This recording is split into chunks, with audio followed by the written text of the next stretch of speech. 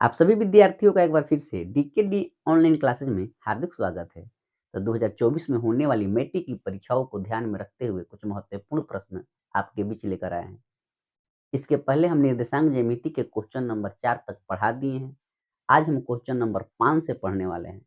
अगर आप हमारे चैनल पर नए हैं तो हमारे चैनल को सब्सक्राइब करें और जाकर पीछे का वीडियो देखने का प्रयास करें। चलिए क्वेश्चन नंबर 5 क्या कहता है, आइए सॉल्व करने का प्रयास करते हैं। क्वेश्चन नंबर 5 कहता है बाबू कि उस बिंदु के निर्देशांक ज्ञात कीजिए जो बिंदु -1,7 और 4, -3 को मिलाने वाली रेखाखंड को 2:3 के अनुपात में विभाजित करता है। ऐसे प्रश्न मैट्रिक में कई बार पूछे गए हैं।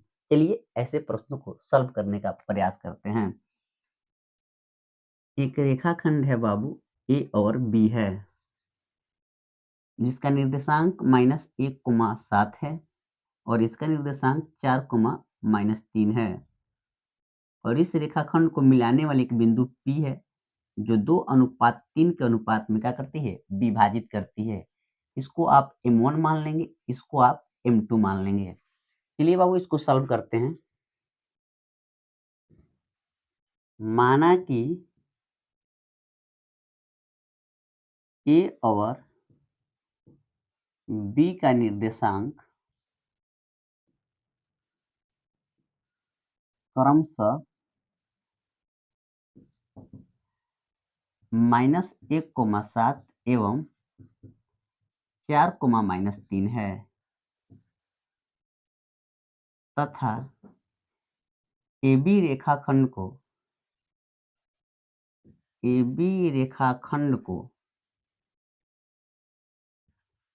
मिलाने वाली बिंदु P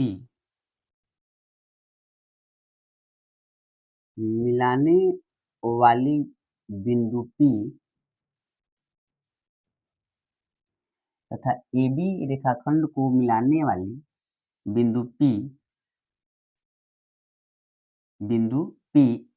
x, y है, जो 2:3 के अनुपात में विभाजित करती है।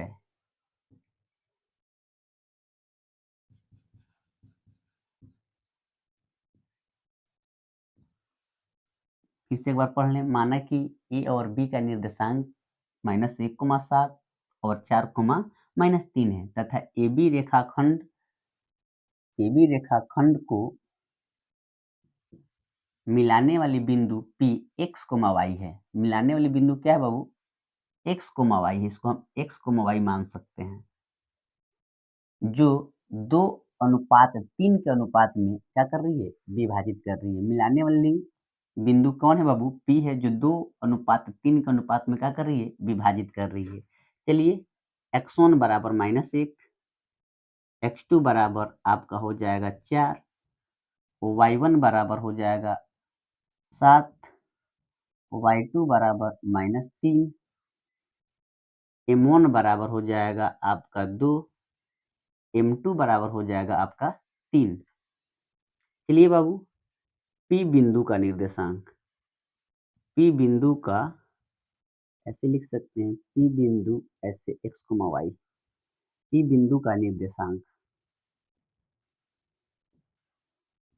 क्या होगा, वो फार्मूला होता है m1 x2 plus m2 x1 बटा m1 plus m2 coma m2 y2 plus m2 y1 बटा m1 प्लस m2।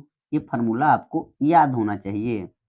चलिए बाबू, क्या m1 का मान 2, x2 का मान 4 प्लस m2 का मान 3, x1 का मान -1 बटा 2 प्लस 3 कोमा ये हो जाएगा m1 का मान 2, y2 का मान ये हो जाएगा y2 का मान -3 हो जाएगा बाबू, प्लस m2 का मान 3, y1 का मान 7 बटा ये हो जाएगा 2 प्लस 3। ये हो जाएगा बाबू 4 दूना 8 प्लस माइनस -3 बटा 2 प्लस 3 कोमा ये क्या हो जाएगा बाबू -6 प्लस 7 त्रिक 21/3 और 2 5। चलिए वो इसको आगे बढ़ाते हैं। क्या हो जाएगा बाबू? ये हो जाएगा 5/5 कोमा ये हो जाएगा 15/5। 5 से 5 कट गया, इसको कटा देते हैं बाबू। 5 3 15 क्या हो गया? 1 कोमा -3। 1 किसका मान है? x का मान है और y का मान कितना है बाबू? 3 है। यानी p into x comma y बिंदु का निर्देशांक क्या है बाबू? बिंदु का निर्देशांक 1,3 है। तो ये काफ़ी इम्पोर्टेंट प्रश्न था, मैट्रिक में कई बार पूछा गया है। ऐसे प्रश्नों को बार-बार बनाने की आवश्यकता है। चलिए क्वेश्चन नंबर 6 को बताने का प्रयास करते हैं। क्वेश्चन नंबर 6 क्या कहता है? आइए पढ़ने का प्रयास करते हैं। क्वेश्चन नंबर 2 कहता है बाबू कि बिंदु 2, -2 और -2,2 को मिलाने वाली रेखाखंड के मध्य बिंदु के निर्देशांक ज्ञात कीजिए। ऐसे प्रश्न ना कई बार मैट्रिक की परीक्षाओं में पूछे गए हैं। अगर आपको मध्य बिंदु का फ़ॉर्मूला याद होता है कि मध्य बिंदु का निर्देशांक कैसे निकल सकता है, फ़ॉर्मूला का यूज़ कैसे कर सकते हैं, तो आप आसानी से 2 नंबर प्राप्त कर सकते हैं मैट्रिक की परीक्षा में। तो चलिए हम इसी को आगे बढ़ाने का प्रयास करते हैं और सॉल्व करते हैं ऐसे प्रश्नों को। यानी मान लीजिए बाबू कि ए और बी 2 बिंदु है और दोनों को मिलाने वाली बिंदु को हम मध्य बिंदु कहते हैं। ये मध्य बिंदु है, दोनों के मध्य का मतलब होता है एकदम बीचों-बीच। ठीक है ना बाबू? ये ए का निर्देशांक दिया है 2, -2 और बी का निर्देशांक दिया है -2,2। मध्य बिंदु का निर्देशांक निकालना है बाबू। चलिए इसको सॉल्व करते हैं। माना कि AB का मध्य बिंदु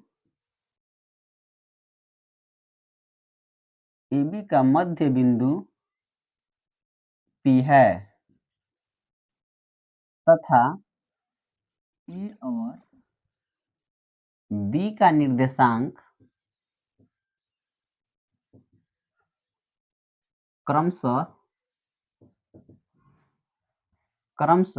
2, -2 एवं -2,2 है।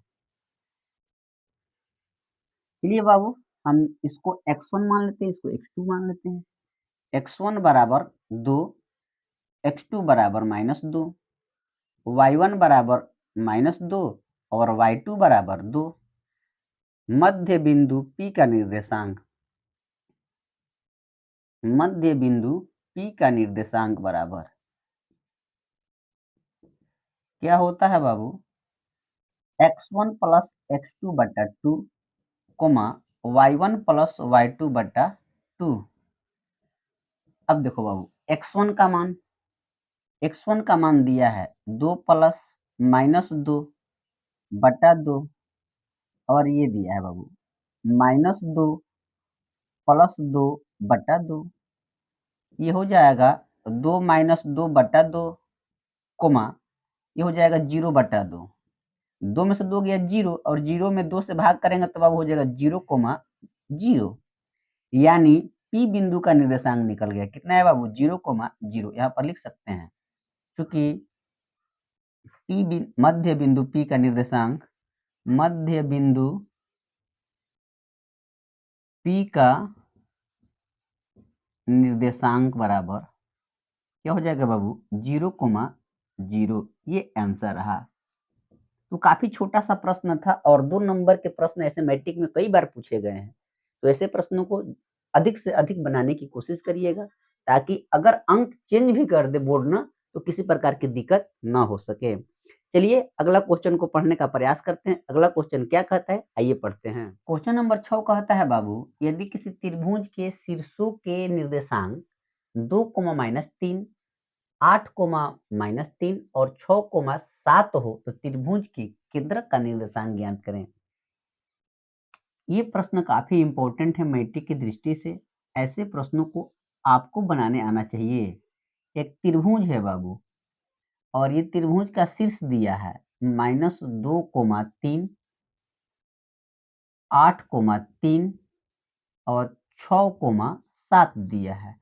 मान लेते हैं त्रिभुज ABC है। क्या है बाबू? ABC है और त्रिभुज के केंद्रक का निर्देशांक क्या करना है? ज्ञात करना है। चलिए बाबू इसको सॉल्व करते हैं। माना कि त्रिभुज के शीर्षों के निर्देशांक क्रमशः 2,-3,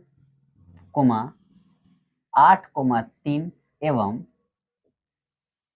6,7 है। यानी x1 बराबर बाबू -2, x2 बराबर 8, x3 बराबर 6, y1 बराबर 3, y2 बराबर 8 और y3 बराबर 7। देखिए बाबू ये निर्देशांक दिए, पहले वाले को x1, x2, x3, पीछे वाले को y1, y2, y3 कहते हैं और त्रिभुज के केंद्रक का निर्देशांक, क्योंकि त्रिभुज के केंद्रक C का निर्देशांक, केंद्रक C मान लिए हैं बाबू, केंद्रक का निर्देशांक बराबर फॉर्मूला होता है x1 plus x2 plus x3 बटा 3, y1 plus y2 plus y3 बटा 3। अब देखो बाबू x1 का मान दिया है -2 प्लस 8 प्लस 6 बटा 3, y1 का मान दिया है 3 प्लस 8 प्लस 7 बटा 3। अब देखो बाबू ये 8 और 6 14 हो जाएगा और 14 में से 2 जाएगा तो ये हो जाएगा आपका 12, सॉरी 12 बटा 3, ये हो जाएगा 8 और 3 11, 6 7, 3 10 और 8 18 बटा 3 हो जाएगा बाबू। 3 से कटेंगे 3 चौका 12, ऐसे कटाएंगे तो हो जाएगा 3 छक्का 18, यानी आ गया आपका 4,6। क्या आ गया बाबू? 6 लिख सकते हैं। इसीलिए त्रिभुज के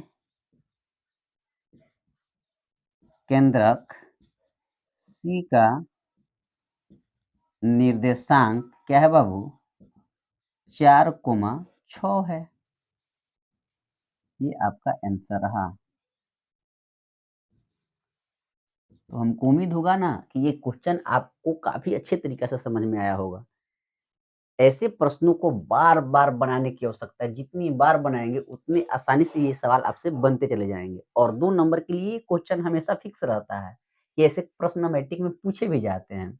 चलिए क्वेश्चन नंबर हम 7 की तरफ बढ़ते हैं। क्वेश्चन नंबर 7 क्या कहता है? आइए पढ़ते हैं। क्वेश्चन नंबर 8 कहता है बाबू कि उस त्रिभुज का क्षेत्रफल ज्ञात कीजिए जिसके शीर्ष -1, जिसके शीर्ष 1, -1, -4, 6 और -3, -5 है। ऐसे सवाल मैट्रिक में कई बार पूछे गए हैं। यहाँ पर अंक चेंज कर देता है, तो अगर अंक चेंज कर दे तो उसे डरने की कोई ज़रूरत नहीं है। ऐसे प्रश्नों को कैसे सॉल्व किया जाता है, आइए बताने का प्रयास करते हैं। बाबू एक सबसे पहले त्रिभुज बना लेंगे। इसको A, इसको B और इसको C मान लेंगे। इसका निर्देशांक लिख लेते हैं 1, -1, इसको मान लेते हैं 4, 6 और इसको मान लेते हैं -3, -5। चलो बाबू इसको हम सॉल्व करते हैं। मान लेते हैं कि माना कि त्रिभुज A, B एवं C का निर्देशांक क्रमशः 1, -1, -4, 6, -4, 6 एवं -3, -5 है। चलिए वो x1 बराबर लिख लेते हैं। x1 बराबर 1, x2 बराबर -4, x3 बराबर हो जाएगा -3, y1 बराबर -1, y2 बराबर 6 और y3 बराबर -5। ये लिख लेने से क्या होता है बाबू? ये लिख लेने से ये होता है कि जब आप मान को पुट करेंगे ना फ़ॉर्मूला में, तो किसी प्रकार की दिक्कत नहीं होगी। चलिए बाबू त्रिभुज का क्षेत्रफल निकालते हैं। तो चूँकि त्रिभुज एबीसी का क्षेत्रफल बराबर, ये फ़ॉर्मूला काफ़ी इम्पोर्टेंट होता है बाबू, इसीलिए इस फ़ॉर्मूले को याद रखना बहुत कठिन कार्य होता है बच्चों के लिए। इसीलिए हम लोग कहते हैं कि ऐसे फ़ॉर्मूलों को कुछ ट्रिक रखेंगे आप लोग। ट्रिक्स के माध्यम से अगर याद कर पाते हैं तो आसानी से याद हो जाएगा। 23, 31, 12, जैसे 23, 31, 12 क्या है देखिए लिखते हैं बाबू, x1 into y2 minus y1, y2 minus y3 plus x2 into ये लिख सकते हैं y3 माइनस y1 और x3 into y1 minus y2। ये क्या है 23, 31, 12 देख लीजिए यहाँ पर बाबू। ये 23, 31, 12 अगर इसको याद कर सकते हैं तो x1, x2, x3 प्लस में लिख देंगे और इसको याद रखेंगे 23, 31, 12। अगर दिमाग में रहेगी 23, 31, 12 तो समझ में आएगा कि ये y वाला कोष्ठ में होता है और ये क्या है 23 है। इसको 23 आप समझ लीजिएगा, इसको क्या समझ लीजिएगा 31 और ये 12। अगर 23, 31, 12 याद रहता है तो आराम से ये फ़ॉर्मूले आपको याद हो जाएँगे। चलिए फिलहाल 1/2 मान पुट करते हैं, आसानी से घबराने की ज़रूरत नहीं है। x1 का मान 1 है तो 1, बहुत सारे बच्चे 1 में लिखना तवातुर शुरू कर देते हैं और जब कैलकुलेशन करते हैं तो प्लस माइनस में घबरा जाते हैं, जिसके चलते आंसर नहीं आ पाता है। y2 का मान 6 है तो 6 माइनस y3 का मान -5 है। तो देखो यहाँ पर ध्यान रखो, अब 2 में लिखने की आवश्यकता क्या है? देखो ये माइनस सूत्र में का है और y -3 है, -5 है तो माइनस माइनस प्लस हो जाएगा यहीं पर। उस बात को 2 में लिखने की आवश्यकता ही नहीं पड़ेगी। प्लस x2 क्या है? तो -4 है तो लिख देंगे -4। y3 क्या है? -5 है तो -5 माइनस y1 देखो इस सूत्र में माइनस है और यहाँ पर भी माइनस है तो माइनस माइनस ये प्लस हो जाएगा 1 प्लस x3 क्या है बाबू? -3 है तो -3 लिख देंगे। y1 क्या है? -1 है तो -1 और y2 6 है तो 6 लिख देंगे। बस ध्यान रखना है कि जहाँ माइनस होगा ना बाबू, वहाँ का सूत्र में माइनस हो तो माइनस माइनस प्लस हो जाएगा। बस इतना ही आपको ध्यान रखना है, धीरे-धीरे कैलकुलेशन आप करेंगे समझ में आ जाएगा। ये हो जाएगा 6 और 5 11 और 11 में 1 से गुणा करेंगे तो ये हो जाएगा 11। अब देखिए वो प्लस और माइनस यहाँ पर माइनस हो जाएगा 4 और ये बाबू घट जाएगा तो हो जाएगा माइनस कितना बाबू? ये हो जाएगा 4 प्लस माइनस हो जाएगा -3 और -1 और -6 ये क्या हो जाएगा? -7 हो जाएँगे। ऐसे करना है आपको।